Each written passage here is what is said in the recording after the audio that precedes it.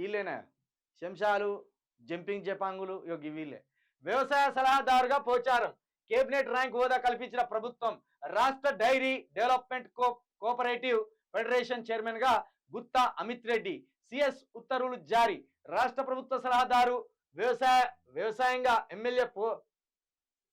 రాష్ట్ర ప్రభుత్వ సలహాదారుగా ఎమ్మెల్యే పోచారం శ్రీనివాసరెడ్డిని సర్కార్ నియమించింది.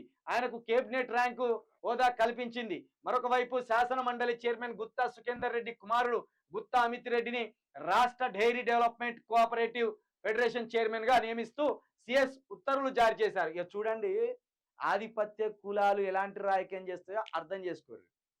పోచారం శ్రీనివాసరెడ్డి అనేటోడు తెలుగుదేశంలో ఉండేట ఆయన. అక్కడి నుండి అధికారం రాగానే తెలంగాణ ఏర్పడంగా తెలంగాణలో దునికాడు. తెలంగాణ టీఆర్ఎస్ పార్టీలో దునికాడు. టీఆర్ఎస్ పార్టీ అధికారం కోల్పోగానే మళ్ళీ కాంగ్రెస్లో దునికాడు. ఏంటిది? మంత్రి పదవి కావాలని దునికిండు.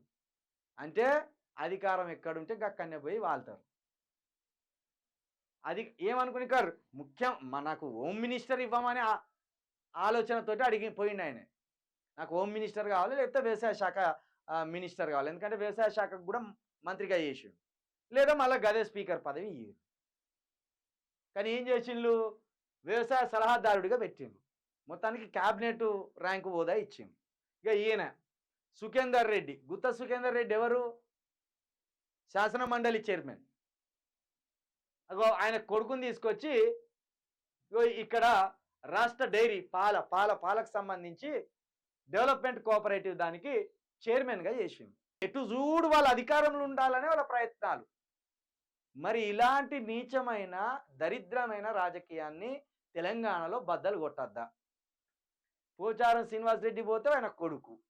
పోచారం శ్రీనివాసరెడ్డి ఏ పార్టీ అధికారంలో ఉంటే అడిగిపోయి వెచ్చగా దీన్ని పచ్చగా వండాలి. ఇక గుత్తా సికందర్ రెడ్డి కొడుకు గుత్తా అమిత్ రెడ్డి, ఈయన మొన్న ఎంపీ టికెట్ అడిగిండు భువనగిరి, ఇయ్యలే. ఇట్లా